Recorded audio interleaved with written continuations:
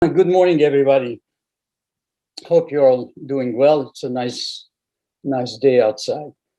But before we get started on our main topic today, I'd like us to complete some unfinished business on Afghanistan, actually, from last week, when, as you remember, my internet connections crashed before I could finish answering some of your questions. If you remember what they were, please post them so that I can address them. While you do that, let me just give you a couple of updates on the subject, on Afghanistan. What happened since last week, actually, new developments. First, the Taliban announced on a Tuesday that, as you remember, there was supposed to be an international conference in Istanbul, in Turkey, which was scheduled to start last Saturday, April 24th. On Afghanistan, and with obviously with a delegation of the Taliban. And the Taliban announced actually that after all, they would not attend the international conference as a protest actually to the delay in the US troop withdrawal from Afghanistan from May 1st.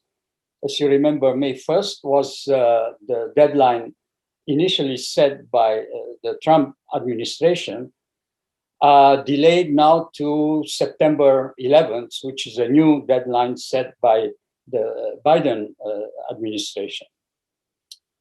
As a result, the conference was postponed indefinitely. And second, the top American commander in the Middle East said last week that it would be extremely difficult for the United States to watch and counter terrorist attacks or threats in Afghanistan if the United States is pulling out completely. Threats like Al-Qaeda, obviously, or ISIS.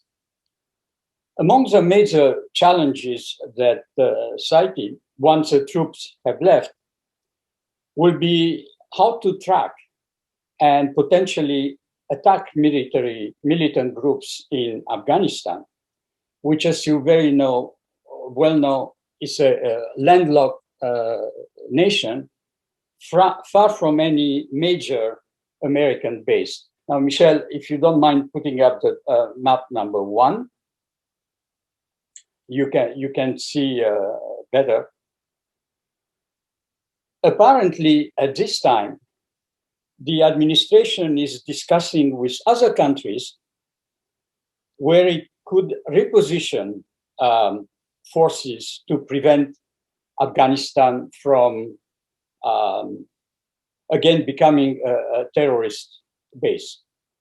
Possibilities in the region, and you can see on the map, are Tajikistan.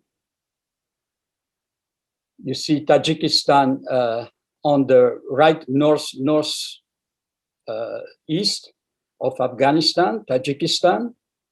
Then Uzbekistan, which is next door, and then Kazakhstan, the large country in a little further away north of Afghanistan, which is in green.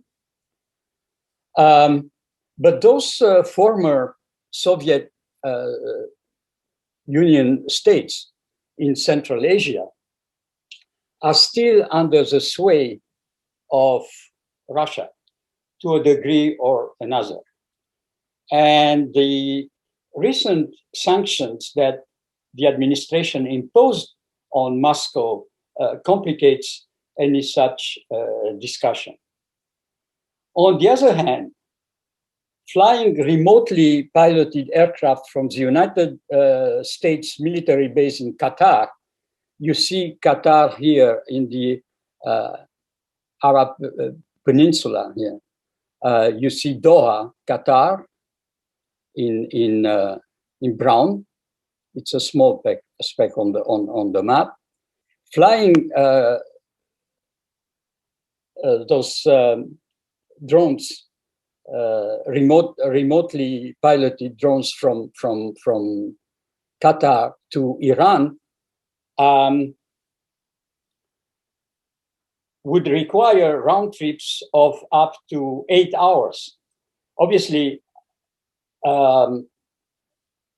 flying piloted aircraft takes only 1 hour. Obviously, it's not very far, as you can tell from Doha from Qatar to Iran.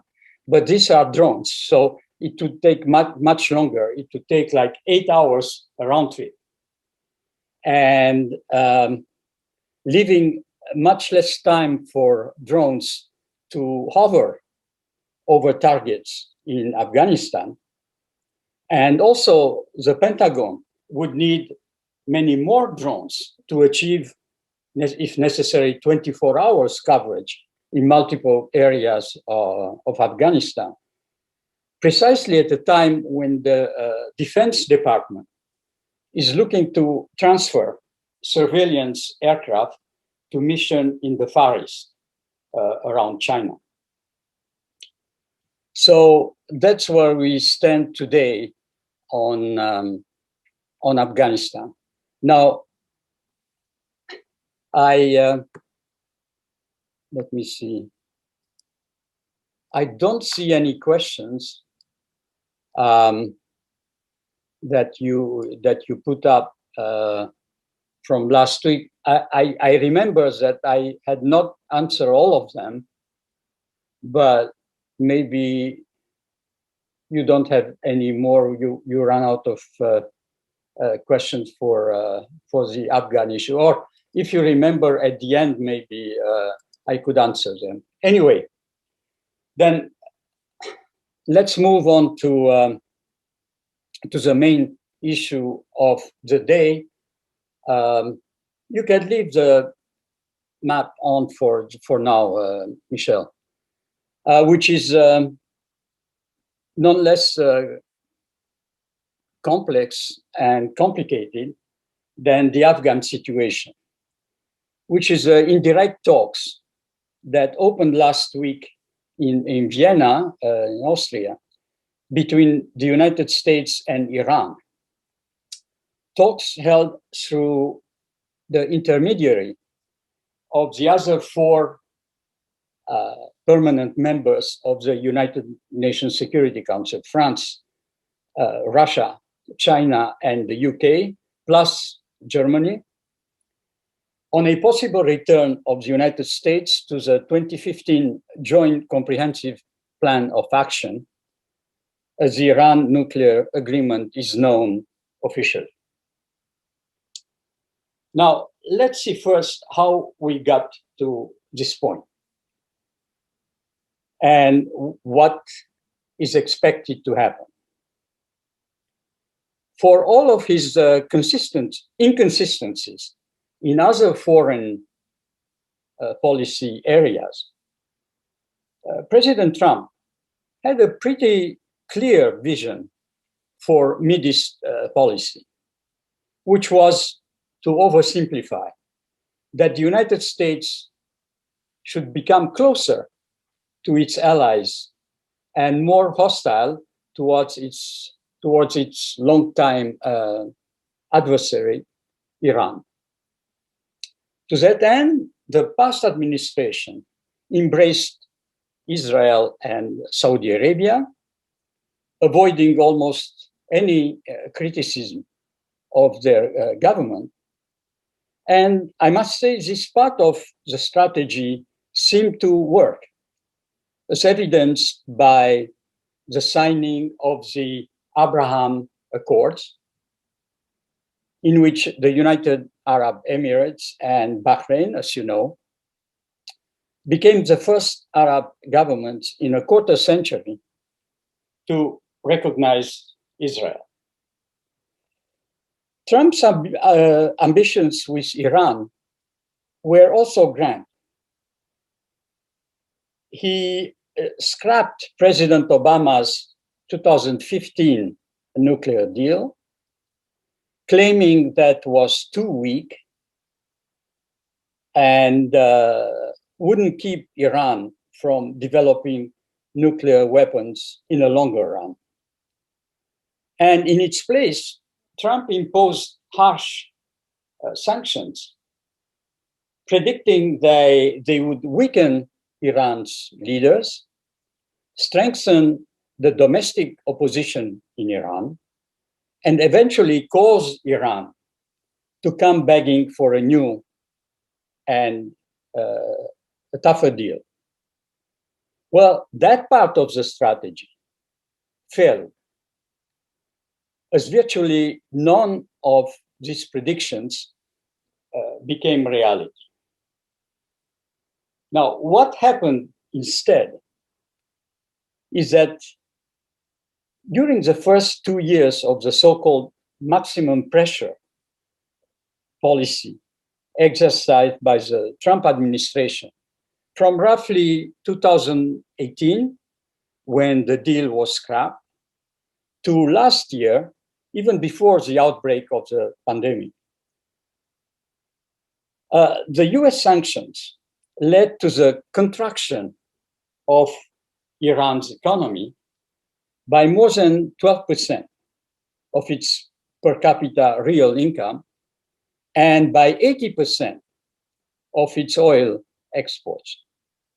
As a result, the country's absolute poverty rate rose, according to official Iranian sources, by 11% between March 2018 and March 2020. The national currency, the rial, lost almost 1/4 of its value, leading the minimum wage value in Iran to drop from $260 to almost $70 per month. Now, that widespread pauperization was resented all the more painfully by the ordinary Iranians, since just before, from 2015 to early 2018, which was the lifetime of the 2015 nuclear agreement, Iran's economy had grown, had risen some 17%, generating more than 3 million jobs, most of them for small businesses in the service sector in larger cities. That economic boom from 2015 to 2017 and 2017, early 2018, had enabled 45% of Iran's population to claim middle class status that is neither poor nor at risk of poverty. But while this maximum pressure policy significantly increased the level of hardship in Iran, which was basically one of the targets of Trump's policy, it did not produce the expected beneficial result to US interests. The new American sanctions imposed in 2018 had two major effects on Iran, both harmful to the American efforts. The first was the acceleration of the militarization of Iran's economic and social sectors. Well, let me explain. Right after the lifting of US sanctions in 2015, following the signing of the nuclear deal with Iran, Iran launched an ambitious economic plan intended to repair its infrastructure, bridges, roads, and mostly industrial equipment, particularly related to the oil sector, that had been neglected for many years. First, because of the long war with Iraq, and then because the first sanctions imposed by the United States. And Iran also started at the same time a vast program of building housing for its rapidly growing middle-class population. Now, to finance those projects, the government ran a large budget deficit, confident that the future oil exports after the signing of the deal could more than bring in the revenues necessary to pay the private civilian contractors doing the work. Well, when the Americans withdrew from the nuclear deal in 2018 and imposed instead new economic sanctions, the oil revenues dried up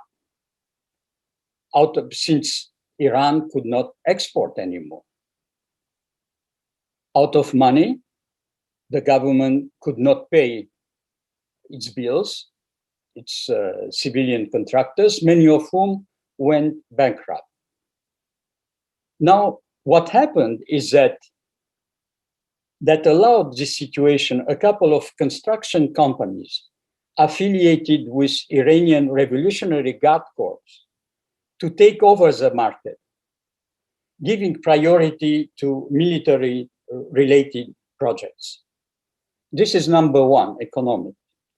Now, likewise, during Iran's descent into hardship, charity-based student organizations affiliated with paramilitary groups, and particularly, again, the Revolutionary Guard Corps, launched a national campaign on the campuses around the country intended to undermine the credibility of more moderate student associations by claiming that instead of addressing poverty, the moderates were wasting time and energy on backing useless nuclear talks with the United States. And also, the US sanctions fed into the hardliners' narrative of resistance to, not engagement with, the United States. Through the major media outlets that they control, hardliners argued that a tough stance towards the United States, rather than endless dialogue, would allow Iran to get a better deal, one in which the United States will finally be forced to recognize Iran's rights as an emerging power in the Middle East. As a matter of fact, that position seems to be gaining traction among the ordinary Iranians today. Having come to see never-ending sanctions, American sanctions, as a defining component of the American policy towards Iran, a growing number of people there are openly questioning the usefulness of diplomacy, wondering if even a successful outcome of the current talks in Vienna would easing concern about Iran's nuclear and missile programs wouldn't just be used as a pretext by the United States to find a new issue in order to bring sanctions back or to impose new sanctions. So, as you can tell, Washington may have turned the screws on Iran's economy in the hope of weakening the hand of its political elite. But instead, the maximum pressure campaign has led to a consolidation of economic and political power in Iran that militates against compromise. It's exactly the contrary of the objective of the previous administration. Now, this is a context in which the latest sabotage operation took place against Iran's largest uranium enrichment facility in Natanz on April 11th. Michel, if you don't mind showing map number 2. Thank you.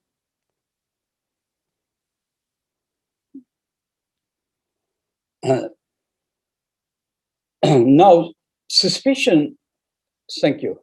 You can see, you see on the right-hand side, the first box here says Natanz Enrichment Facility. That's where the sabotage, the latest one, took place. Suspicion over the destruction immediately fell on Israel, which had already sabotaged the Natanz site in July of last year, when a powerful blast using an explosive bomb caused significant damage to an advanced centrifuge above ground facility, which prompted Iranian authorities at the time to build an underground replacement. And this is the underground replacement which was the target this time. So you see Natanz. Israel, as usual, neither confirmed nor denied the accusation, but intelligence officials said it is a clandestine Israeli operation intended to set back Tehran's nuclear military activity. What the latest operation did achieve, however, is to give a forum to the opposition factions to President Rouhani, who's supposed to be a moderate in Iran, portraying him as weak and willing to subjugate the country's security to the nuclear talks. Calls for retaliation for the latest operation in Natanz have grown louder just a few months, as you know, before Iran is supposed to be holding its presidential election in June. What's more concerning, however, is the announcement that Iran has started enriching its uranium supply to 60% purity, the closest the country has ever come to the level needed for a nuclear weapon. What makes the 60% enrichment particularly threatening is that it facilitates the tricky, difficult process of enrichment to higher level, while requiring fewer centrifuges to do so. In other words, getting to 90% purity, which is weapon-grade fuel, is much easier starting from 60% than, say, from 20%. Now, for your information, and to make the things a little bit clearer, under the present nuclear agreement, Iran is allowed to keep up to 300 kilograms or 660 pounds of uranium enriched at 3.67% for civilian nuclear power. The deal signed in 2015 also requires Iran to stop enriching uranium beyond 5% and to idle hundreds of centrifuges. However, Iran undertook a graduated series of steps away from compliance with the deal in retaliation for the United States withdrawal from the agreement in 2018 and the reimposition of economic sanctions and other penalties. For instance, Tehran added more advanced centrifuges and raised uranium purity in some of the supply from 3.67%, which was allowed, to 20%, while restricting international inspectors' access to some nuclear sites.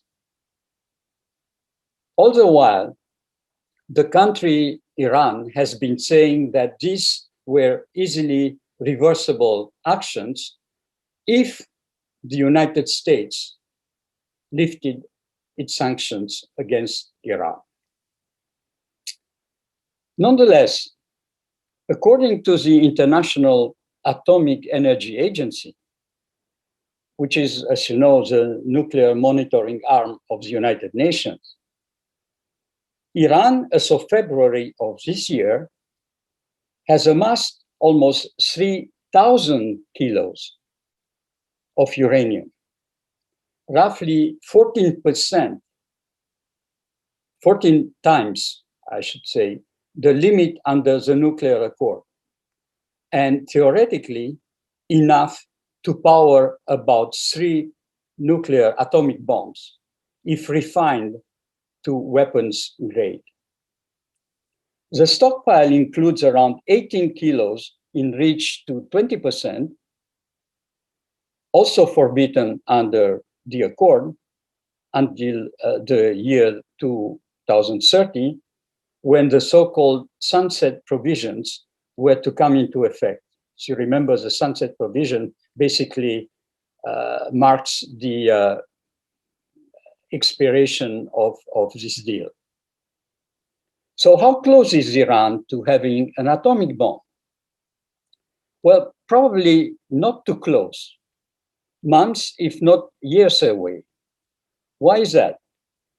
Because while Iran seems making progress towards enriching uranium to a level that a nuclear weapons requires, it would still need to turn 90% enriched uranium into the core of an atomic bomb. That might take months. And such an estimate does not include the technology, the time, and the testing needed to fit the weapon onto a missile warhead, which could take even longer. But regardless, as usual, the threat of militarizing its nuclear capacities and capabilities has always been a tool of negotiations used by Iran, both in the talks that led to the 2015 agreement and the current negotiations. More interesting, however, is the fact that despite the latest incident in Natanz,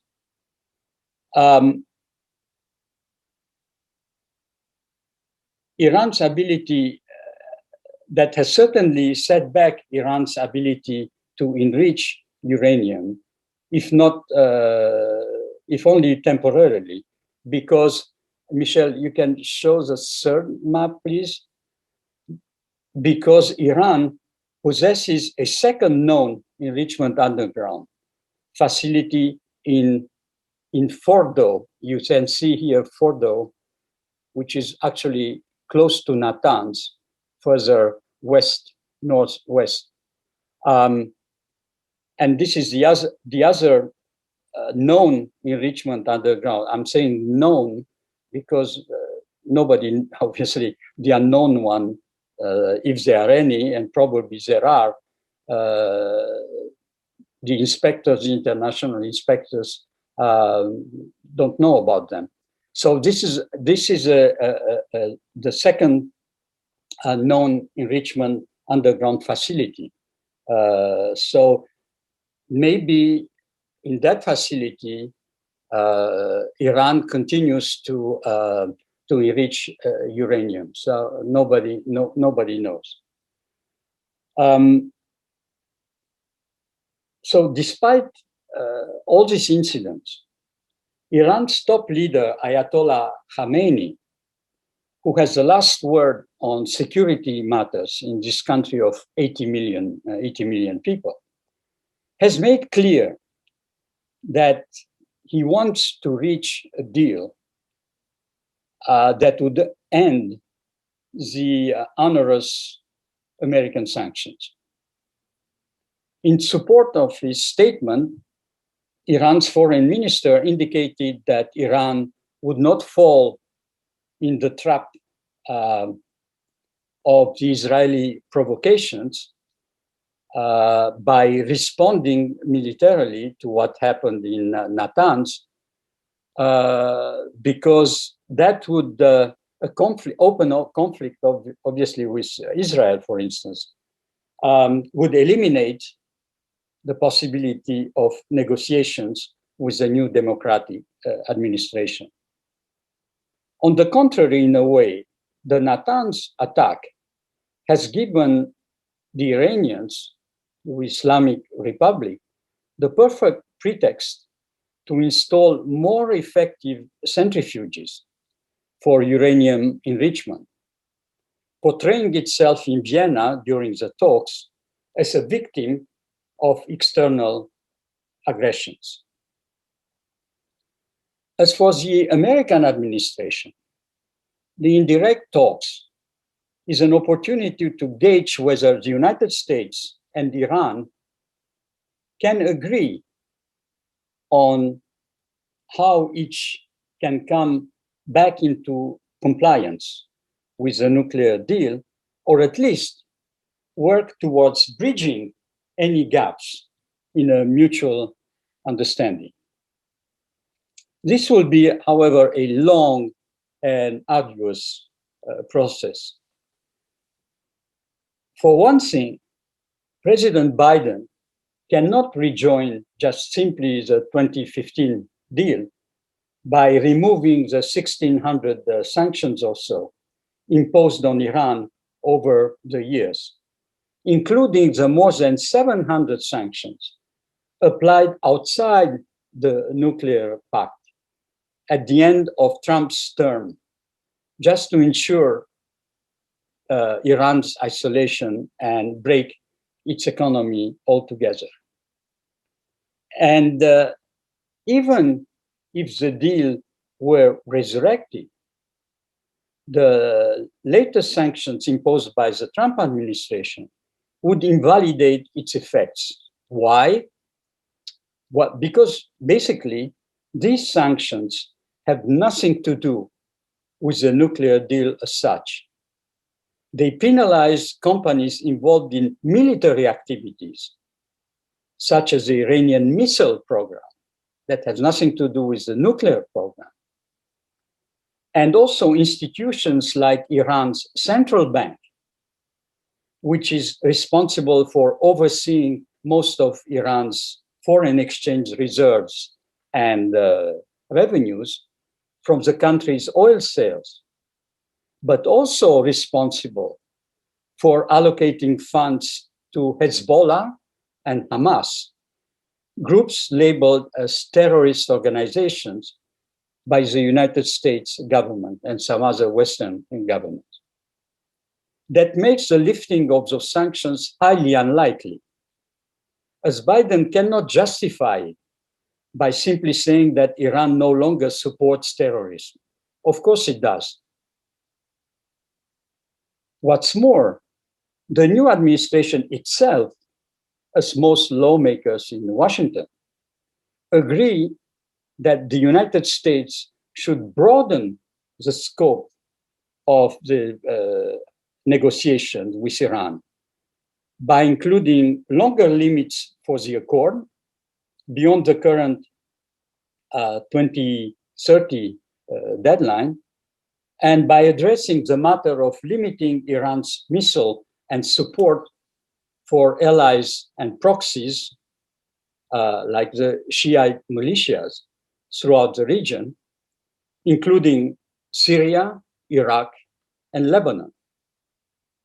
Well, these suggestions, Iran has responded to this suggestion that it was not interested in considering any of those until Washington restores the status quo ante and rejoins the deal. So given this context, you understand that the level of mutual mistrust is high. It's an understatement. From the Iranian viewpoint, making concessions to the United States, particularly in an election year in Iran, does not sit well with many Iranians who reasonably wonder whether the next Republican president will pull out of any New Deal signed in Vienna, a concern actually which is shared by other signatories of the agreement, who remember the American withdrawal from the Paris Agreement on the climate change, and a couple of international institutions. So this is the rather gloomy atmosphere in which the indirect talks opened in Vienna last week. As agreed in advance, Iran met with the other 5 members of the deal, the signatories, under the chairmanship of the European Union in the ballroom of a Grand Hotel in Vienna, while the American team, led by Special Envoy Robert Malley, worked separately in a nearby hotel. In a sort of shuttle diplomacy, which is practiced relatively often when in cases where the parties refuse to meet face-to-face. At the outset, the United States and Iran agreed through intermediaries again to set up 2 working groups. One is focused on how to get the United States back to the deal by lifting the harsh economic sanctions. The other on how to get Iran back into compliance with the Accord's limitation on nuclear enrichment and stockpiles of enriched uranium. Both groups are intended to create a sort of roadmap for a synchronized return of both countries to compliance. But even if an agreement could be reached, verification will take some time, given the technical complications and the absence of trust, as I mentioned, on both sides. For instance, companies, including foreign companies, that want to do business with Iran and that were burned badly when President Trump reimposed powerful American sanctions, will want to be sure that a new administration will not reimpose sanctions. That's a very difficult thing to do for the present administration. As for Iran, they will want to see economic benefits, not just the promise of them in the future. And the United States will want the International Atomic Energy Agency to ensure that Iran has returned to compliance and is not cheating as it has done in the past. Obviously, nothing substantive has transpired after 5 days after the first week of discussions that are to resume actually this morning. Iranian President Rouhani did signal cautious optimism by saying in some steps, speaking of the Americans, we found that the other party was serious. In some steps, they speak equivocally. Now we should see. The Russian representative to the talks called the meetings of the Joint Commission on the Iranian deal an initial success, but cautioned that restoration of the deal will not happen immediately. It will take some time, he said. How long? Nobody knows. The most important thing after the meeting of the Joint Commission is that practical work towards achieving this goal had started. This is the type of language that a diplomat will hold when he has nothing to say, really. And the State Department spokesman called the talks a healthy step forward, but added that we do not anticipate an early or immediate breakthrough, as these discussions we fully expect will be difficult. So here we are. Iran would like to have the sanctions lifted as soon as possible. They know that if they don't make a deal, they don't get the oil revenue they desperately need. And the recent surge in oil prices, which are up more than 50% since last fall, makes this need even more immediate.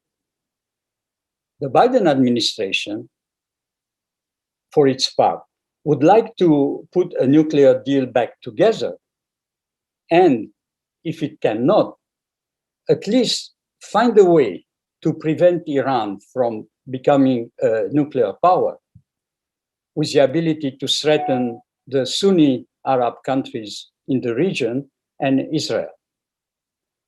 Now, can these two seemingly uncompromising positions reconcile? Hopefully, we might be able to get a clearer picture in the weeks to come, preferably before the end of our spring session. But don't hold your breath, because as you can tell, this is a very complex situation, and the lack of trust between the parties that goes back to the Iranian Revolution, actually, will be very difficult to overcome.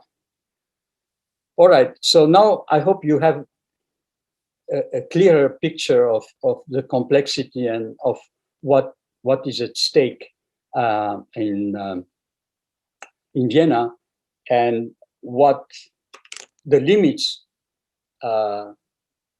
under which the new administration is working to try and bring about a new deal.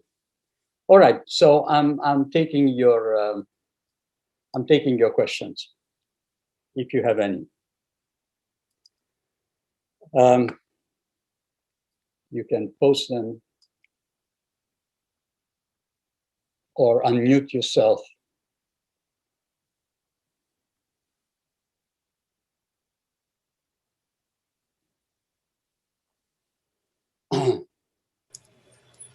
Hi, this is Jim Ritter. I just unmuted myself. I wonder. I know. Okay. Okay. I wonder what you think in light of, I had not heard about the general speaking up, and then and all the difficulty that might be involved in observing the various groups that could grow. What do you think the administration's options are? I mean, do you think there's any way that they could conduct a covert program that might accomplish, to the extent that they need to, this kind of observation? Or it seems to me politically, the administration could not pull back what they just did, or could they, with a small enough group, keep it quiet so that they could still establish oversight, but not be involved in fighting. I know it's a very complicated situation, but so we're going back to Afghanistan, right? Yes. Yeah, we stay in the neighborhood, but you're talking about Afghanistan. Yeah. All right. It is complicated, and there are several options actually that the United States has. Or first of all,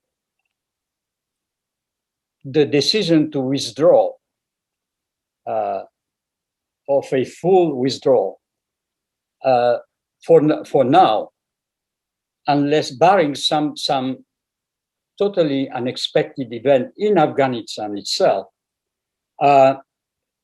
is a done thing. And I do believe that the United States, after this formal announcement made by Biden of a complete withdrawal by not only by the US troops, there are only 3,500 left in Afghanistan, but also by, as you remember, by the NATO troops at the same time, about 12,000. It's a done deal, and the US will be pulling back on September 11th. Now, that will militarily, as obviously this decision was made by Biden and his advisors. It goes against the military, and it's not surprising, wishes. They are very much against a complete pullout from Afghanistan, again, arguing that, as I said at the beginning, when we talked about Afghanistan for a couple of minutes, that will make the surveillance of what's going on in Afghanistan and not having ears on the ground, so to speak, will make the surveillance and the monitoring aspect of what's going on in Afghanistan even more difficult.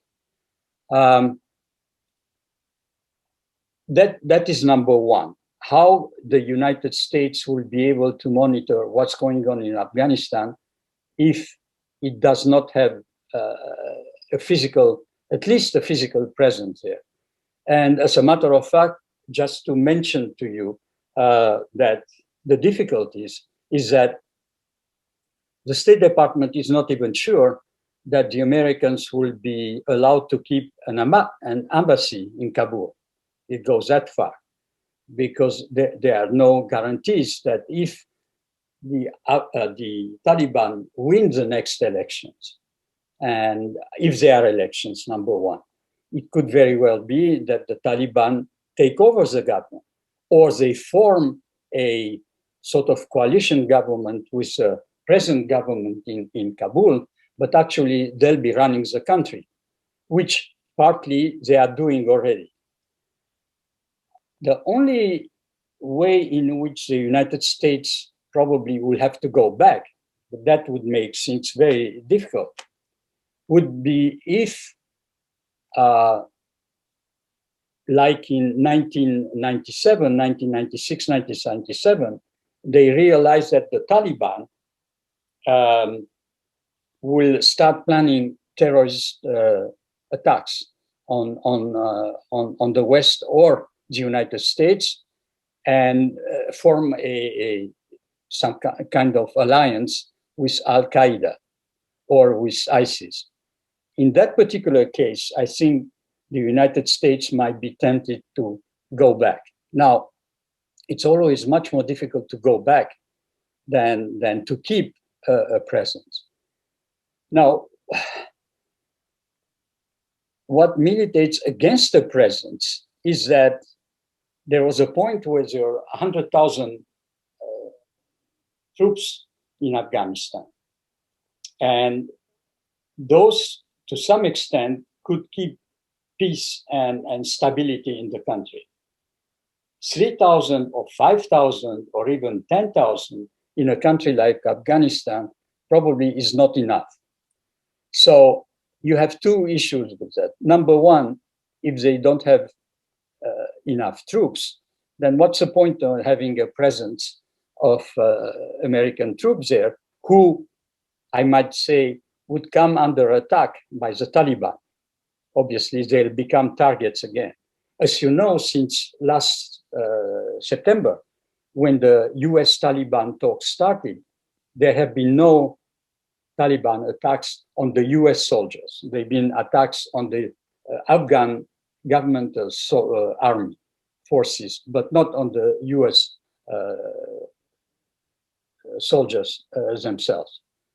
Then the US soldiers will become, again, a target to the Taliban, number one. And number two, after being told that the US is going to end this endless war in Afghanistan, the longest in the US history, the US public opinion probably would not stand for returning troops in Afghanistan, who would not only be forming or training the Afghan troops to fight like they did in the past couple of years, but being engaged themselves in the fighting, in which case the number of casualties will go up. So this goes against probably the majority of the public opinion in this country. So it's a very difficult situation. How to reposition troops, that's option number 3, which has been apparently picked by the administration. Now, that has its own logistical issues. Where do you reposition those troops? As I mentioned, some of the Central Asian republics with which the United States had relatively good relations, but where the Russian and the Chinese influence more and more, and the Turkish influence is growing. So how much leeway would the Americans have in those countries for positioning troops there in case of emergency in Afghanistan? I don't know. How open those governments would be to having American troops on their soil remains to be seen. Now, as I also mentioned to you, Afghanistan is not too far from the Gulf region. So there is, as you know, there is a huge American military base in Qatar, from which drones could be flown to Afghanistan. But again, that's a logistical nightmare, because obviously the shorter way, if you remember the map, the shortest way to fly into Afghanistan is over Iran. So obviously that would not be done over Iran. Those drones would have to go around Iran into Pakistan and then into Afghanistan. That again, it's about an 8-hour round trip, and which would give them very little autonomy to hover over the regions that they want to survey and to monitor. And they would need a fleet of drones, which would be probably have to be much more important and much larger than what they have now in Qatar. So that's another issue that comes into play. So to give you a very short answer to my long answer, it's very difficult. I don't know exactly how the US is going to be able to replace the troops in Afghanistan by a presence, by a remote presence outside the Afghans' border. It all depends, as I said, on the internal situation in Afghanistan. If the Taliban, at the beginning at least, they'll work with, they come to some kind of agreement with the government in Kabul, then that might give a little more time to the United States to come up with a longer term plan for Afghanistan. For now, this decision was made very quickly for political reasons, as most of these decisions are made. But the consequences of which will become clearer as we go along, and whether the intra-Afghan talks, which again have been suspended, the Taliban are so sure, as I mentioned last week, that they won the war, that they can sit back and wait for the American troops to leave and then do whatever they plan on doing in Afghanistan. So there are options for the United States, but none of them is satisfactory, I guess. So it remains to be seen how the situation in Afghanistan itself will develop in the next months. Thanks. As they said, the least bad of what they've got. Sorry? I said, thank you for answering that. And basically, there are a lot of bad options, and they have a lot of, yes, they are bad or worse than bad options, but there is not one satisfactory, there is not one, a good one, no? Which would replace the presence of the US. Once again, like it happened with Iran, and like what happened elsewhere, the US was tabling on the fact, or relying or hoping that after 2001, when its troops went into Afghanistan, that would give time, and taking into account, given the huge amount of money that the US has poured into Afghanistan, because Afghanistan, in a way, was a laboratory for the US nation building, if you will, of a new Afghanistan. With all that money and troops sent in Afghanistan, the country will change, and sort of democratic government will be installed, and some stronger institutions would be established, and the economy will diversify from the poppy and the opium production to other areas, and that you have a different Afghanistan from the one that you have today. Where, unfortunately, when you look at Afghanistan today, again, with the exception of a few changes socially, indeed, education-wise, particularly education-wise, and particularly the right of women and girls, not much has changed. There is still corruption. The central government is still very weak. The main economic sector is still the opium and the drugs dealing. So very little has changed in 20 plus years. But obviously 20 years is not enough. That being said, the US, like in Vietnam or other countries, it's much easier to get in than to get out. So there was a point where that, I guess, had to be done. So we'll see what happens. All right, so I'm going to take the questions that you put up here. Peggy, what if Iran were to get a bomb? Do you think they actually use it? Both Pakistan and India, I guess, both have bombs, but haven't used them.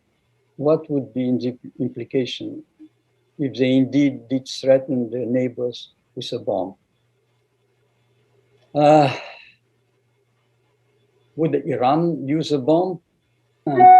It's very difficult for me to say what's on their mind. They are threatening anyway, particularly Israel with destruction. They never linked, if you will, the bomb, a nuclear bomb, with the nuclear bombing of Israel. But the implications were that they would like to destroy that country. So I guess the implication is that if they have a bomb, we might use it. But even if I jump in with just a follow-up question on that? If wouldn't they realize that if they were to use that bomb, the other surrounding countries would totally destroy them? Yeah, obviously, I mean, they are not suicidal, exactly. Exactly. Probably, yeah, they are not suicidal, and probably they would not use it. However, just the fact that they have a bomb, now that they are no advantage for Iran. The main advantage to acquire a bomb is that they can threaten the other countries. Okay, so the other countries will think twice about the implication of getting into a conflict with Iran. So they would definitely intimidate the neighborhood by getting a bomb. They don't have to use it, but just to make everybody know that they have it. Number one. Number two, that would definitely encourage the other countries around to acquire themselves a nuclear bomb. And they have the means to do that. I mean, all the countries, the Sunni Arab countries in the Gulf area, they are rich enough to buy the technology, not from other countries because they cannot proliferate. There is an agreement, but they can get the scientists and the know-how buying it to make themselves their own bombs. And in a neighborhood like the Middle East, that's very bad news. To have more countries in the area with nuclear capacity, military capacity. So again, it's not so much on having a bomb, but just threatening the rest of the countries and projecting this power that comes with acquiring a nuclear bomb. And again, after World War II, when the 5 permanent members of the Security Council, which all have nuclear bombs, decided to put into effect this agreement on non-proliferation, the idea was to prevent from the rest of the world from acquiring military capabilities in that area. They weren't very successful because nowadays, again, like you said, India, Pakistan, Israel, and most likely North Korea have bombs. And soon, most likely, Iran, I guess, also, because I don't know how the US can stop them. They might delay, and the Israelis also might delay. But to stop it altogether seems very difficult to me, unless, again, barring an event in Iran, which is unforeseen unforeseeable for the time being, might change the situation there. But for now, I don't know what can be done because they are getting the technology necessary for, they can enrich already up to 90%, they can do it. Once again, as I mentioned many times, what they have not mastered yet is how to put this bomb, into the enriched uranium, how to fit it into the warhead. And then also, I do not believe that they still have the technology of launching it, which North Koreans probably do not have either. That might take longer. But the capabilities of building a bomb, they do. So, of course, they would threaten their neighbors, and the neighbors would be aware of the situation, and then would be intimidated and bullied by Iran. So that's what the United States is trying to avoid. And for Israelis, it's an existential threat, actually. It's not something that Israel makes up. The Iranian leadership has been clear for many years that they want to do away with Israel in the Middle East. So, well, remains to be seen.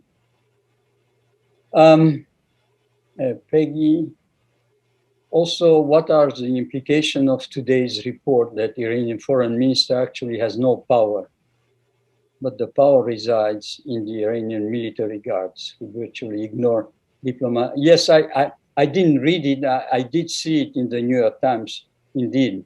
But that is nothing new.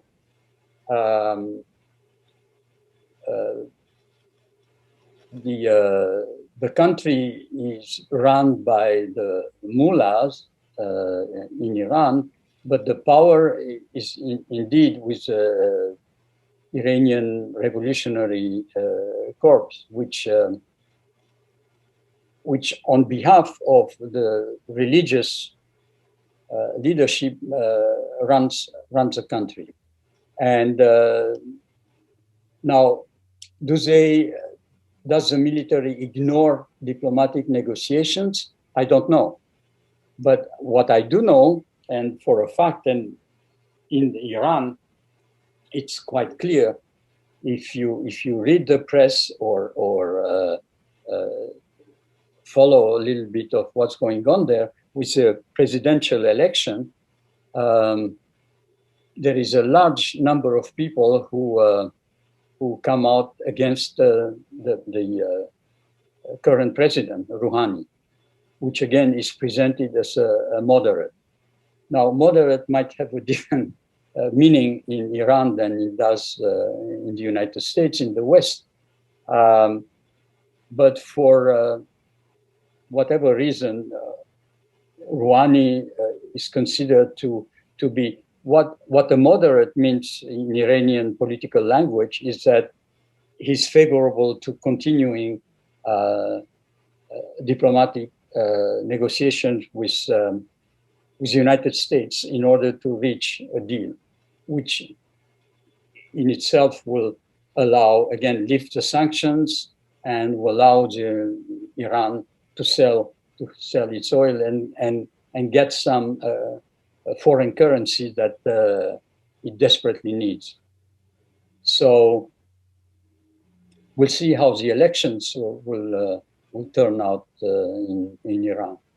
But today in the Iranian parliament, there is a majority of hardliners who indeed are questioning whether there is any sense in continuing negotiating with a country that does not keep its promises, and wondering if 3 years from now, 3.5 years from now, a Republican administration comes back, whether whatever deal they will have reached with the current administration will be scrapped. So we'll see. Jack, would you comment on the recent US decision to characterize the 1915 Turkish campaign against Armenians as genocide? Well, it was a long time coming, actually. And the reason I think that does not change much to the situation, obviously, a century later, it has a more of a symbolic meaning, if you will, than anything else. First of all, it annoys Erdogan, which is one of the objectives, I think, of this statement.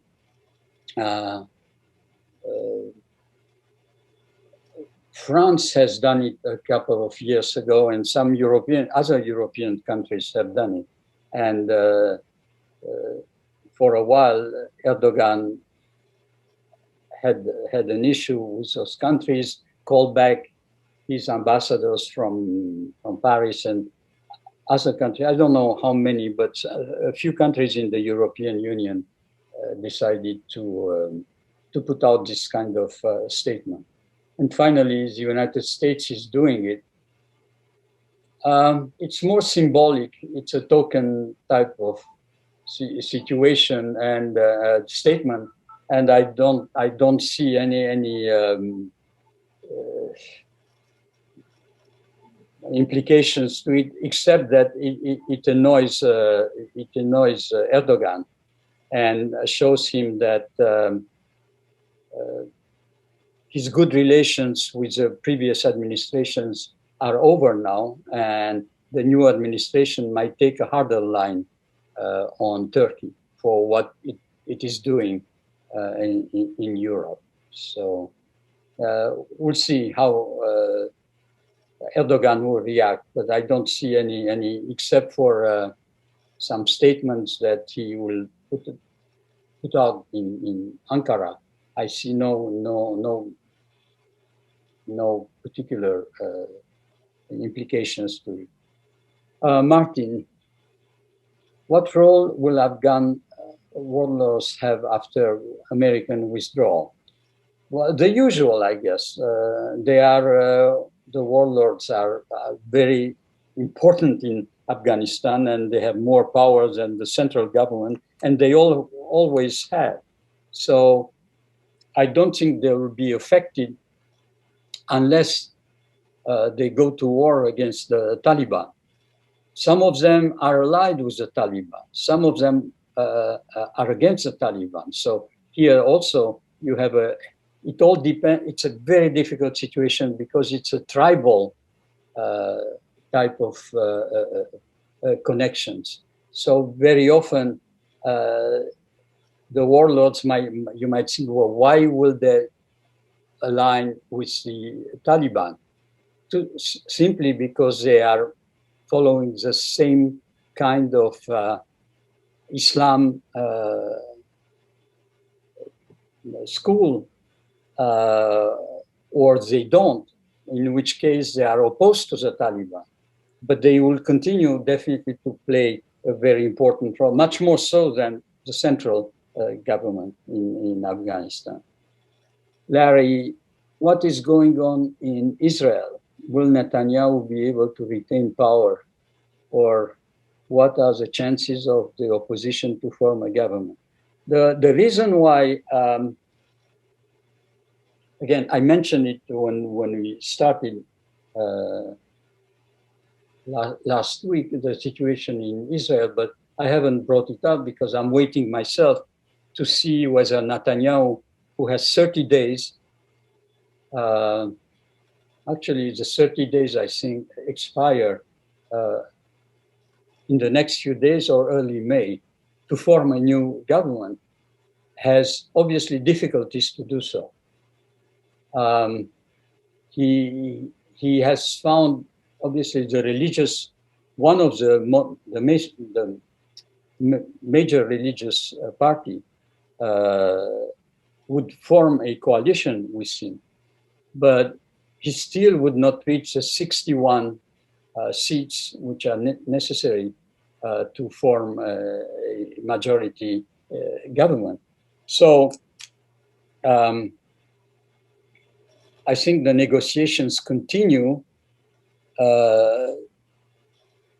He's trying to, there is this Islamic Arab Party, which got a number of seats in the Knesset, and some of those individually might be tempted to support Netanyahu.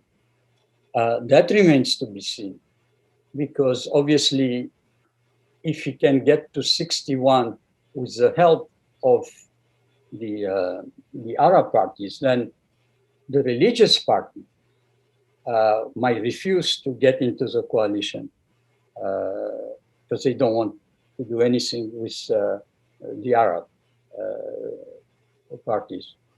So it's a very it's a very sensitive situation for Netanyahu, who's trying desperately, obviously, to create a government, because his trial is going on there. There is not much said in the press about the trial, but the trial is going on. So he's trying desperately to come up with a government to avoid any indictment if that's possible. That's why I didn't bring it up. It's still the outcome is not clear yet. Whether the president of the country will ask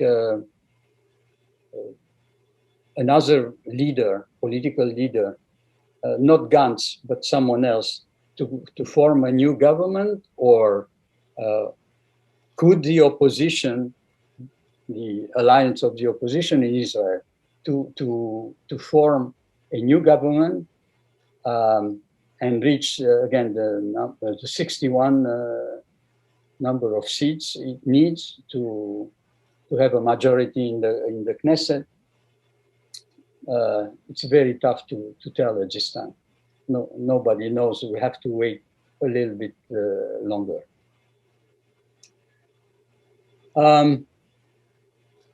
Anything else?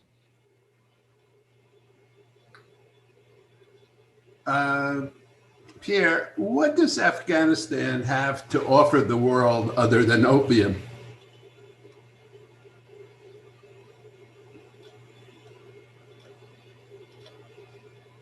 The world never asked anything from Afghanistan. Not much, actually.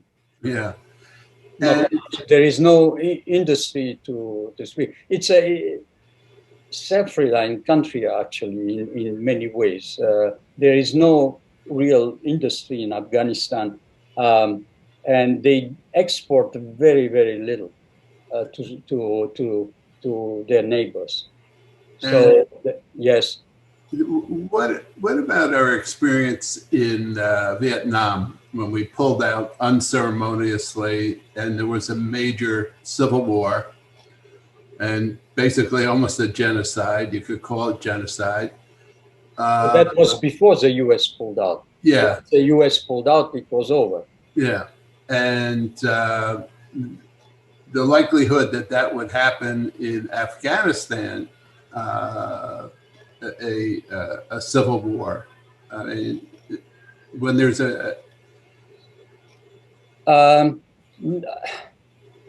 no, I would say that likelihood of a civil war in Afghanistan is almost non-existent, for a simple reason.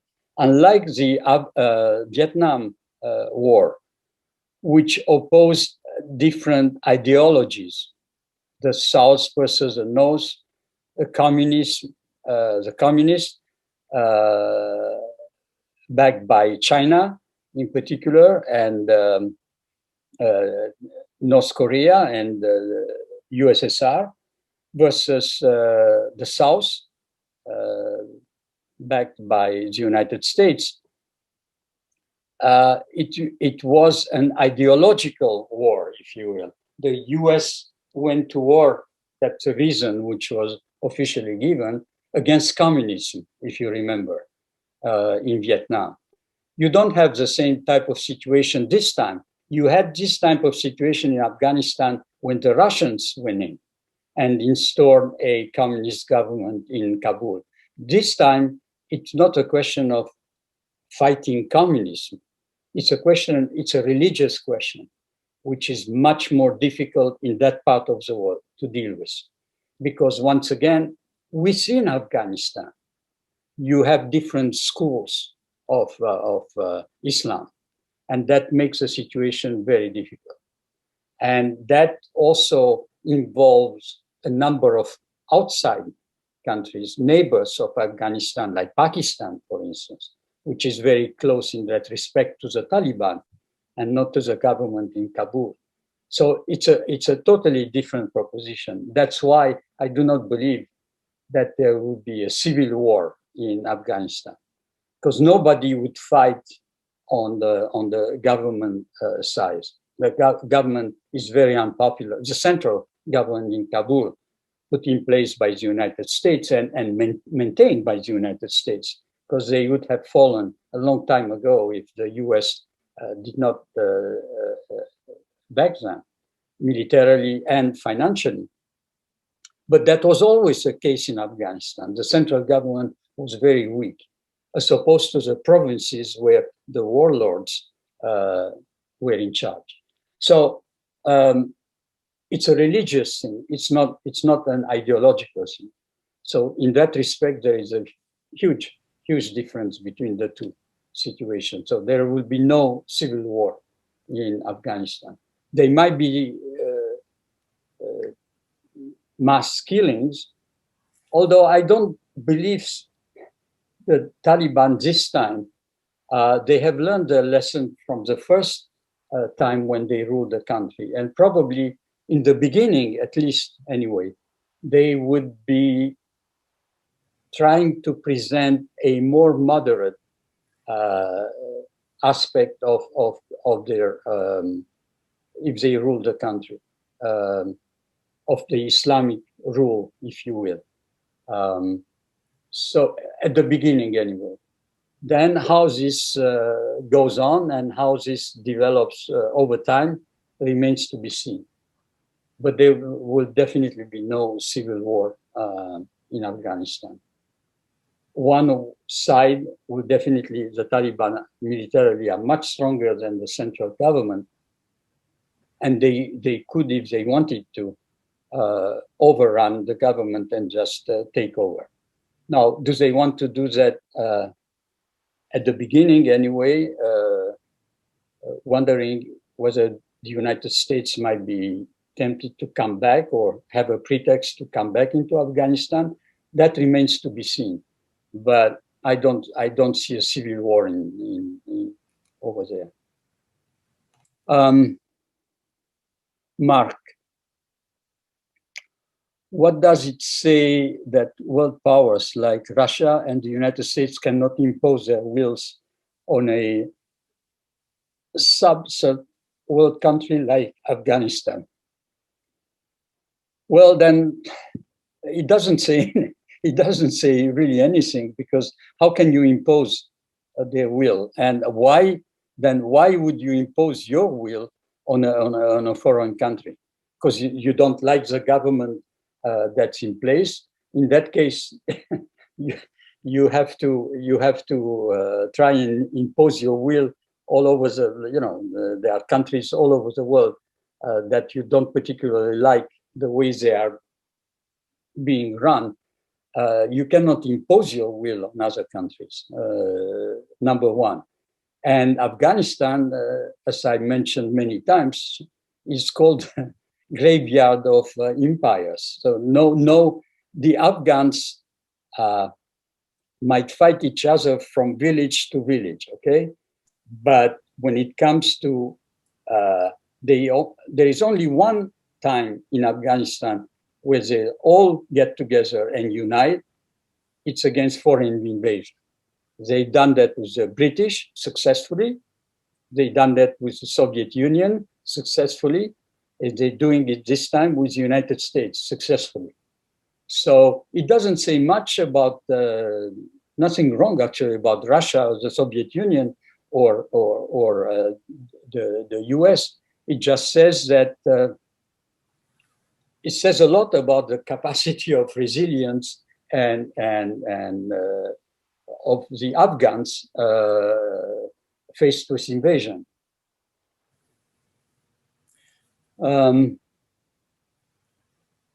Mary, why did the US intelligence comment that Israel attacked the Iranian nuclear site? Oh, it's not only the US intelligence who made this comment. Israeli officials made this comment themselves. The government has not reacted officially one way or the other, as Israel usually does. It does not acknowledge incidents in the area. But there were some Israeli sources that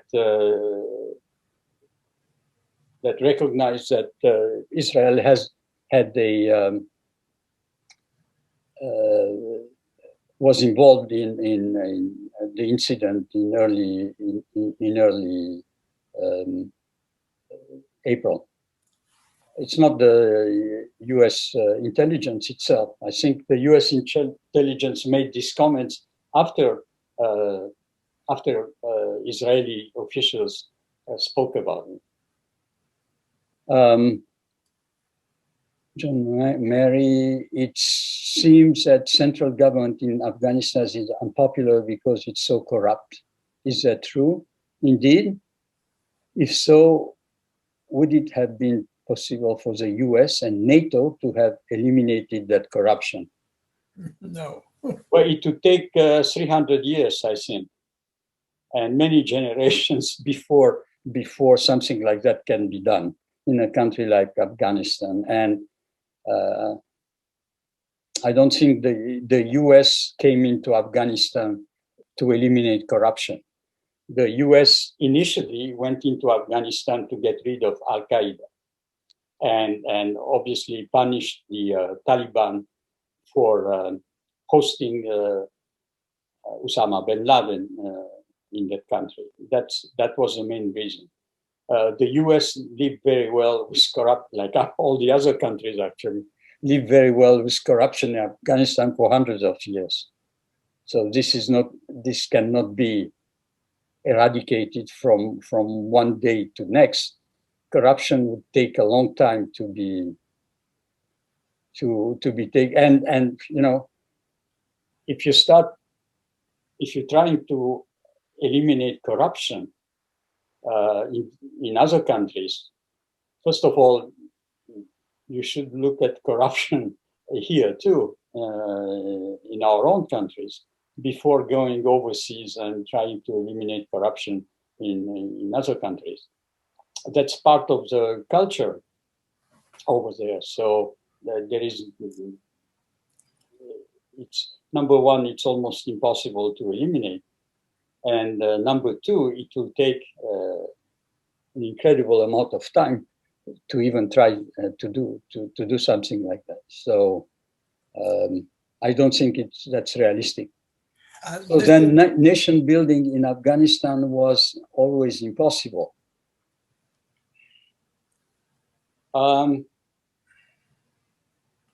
It all depends well, nation building.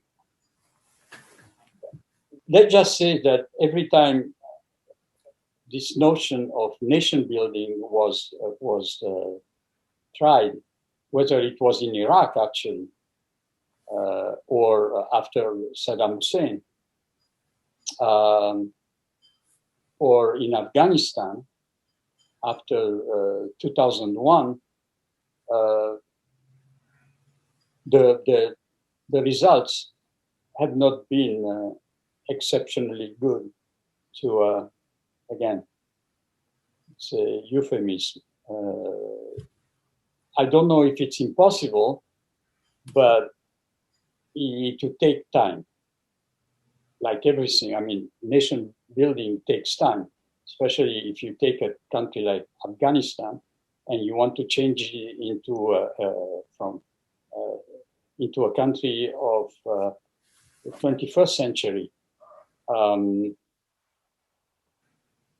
with present, institutions and like European democracies or the United States, well, good luck.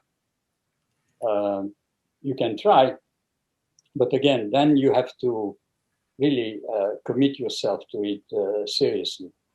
And as you know, between 2001 and 2021, there have been so many things happening in the world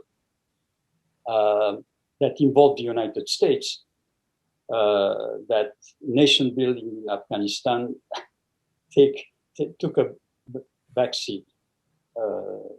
So if you're going to conduct it that way, a little bit of this or a little bit of that, it is impossible. My question is far afield from what we've been talking about here, but this is Jim Ritter again. I noticed in the last couple of days, the European Union has invited everybody to come back to tour Europe. It's of course in their economic interests, but there are various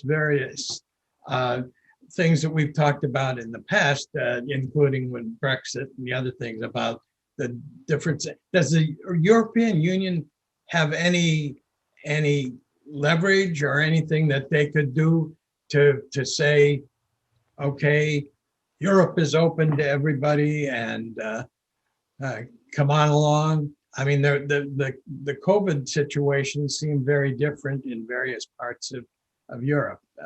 Indeed. That's a very good observation that you're making. The European Union, the only thing that the European Union can do is express wishes. Now, it is to every country in Europe, in Western Europe, members of the European Union, Eastern Europe, Western Europe, Central Europe, to make their own decisions as to when to open their borders to the US tourists. My understanding is that obviously with the summer coming, like you said, for mostly economic reasons, Europe would like to see the American tourists come back as soon as possible. Now, it could very well be that if they might admit the Americans who can prove they received the vaccine to come back into not the European Union, but again, country by country. But the European Union per se, like you said, cannot make the decision on behalf of the 27 members. It has to come from each country, because each country at this time has different regulations and legislation actually about the virus and who can come and who cannot come into the country. I read something which was very amusing actually, which is doesn't make much sense. Closer to home,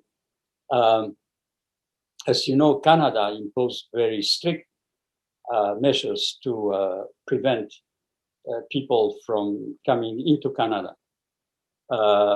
Among those things are tourists coming by plane from other parts of the world would have to go into quarantine for 10 days. I think 3 of which have to spend in a hotel at their own expense.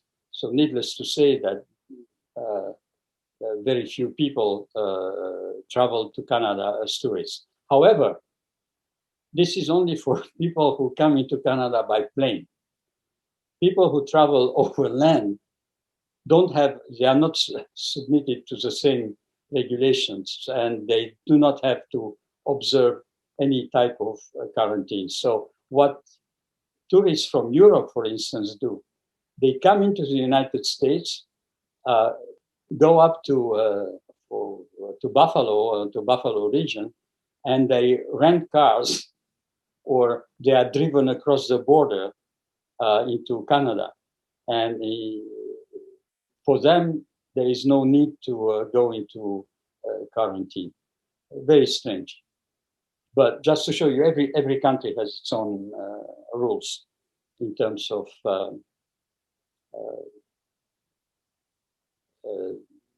quarantine and American tourists. The only reason why the EU could impose a blanket, and even then I'm not quite sure that it was a blanket prohibition, actually, preventing Americans from traveling to Europe, is that because every national government decided to do so when the pandemic was high in the United States. But it has to come from every country, and every country does not have the same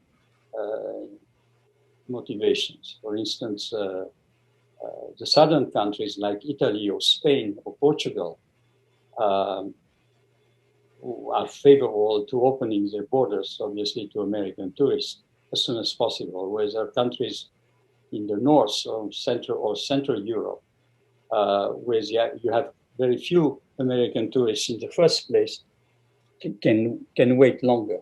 So we'll see.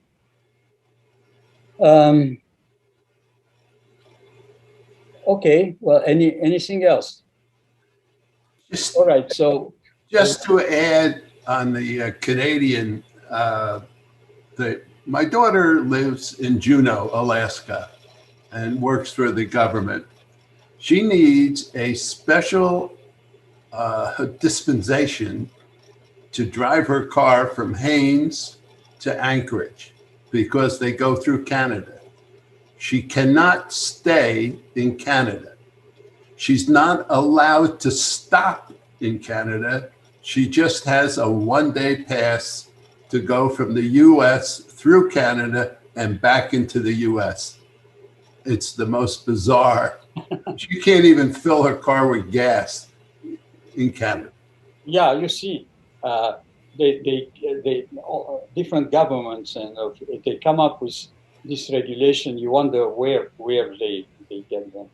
It's strange. All right. Well, listen. Also, I'd like to remind you again, to those who are interested, that this coming Thursday we have a talk at 6:30. Not with a meal, but with the Adult School of Montclair, on the subject of why the United States should remain a superpower despite itself, in a way.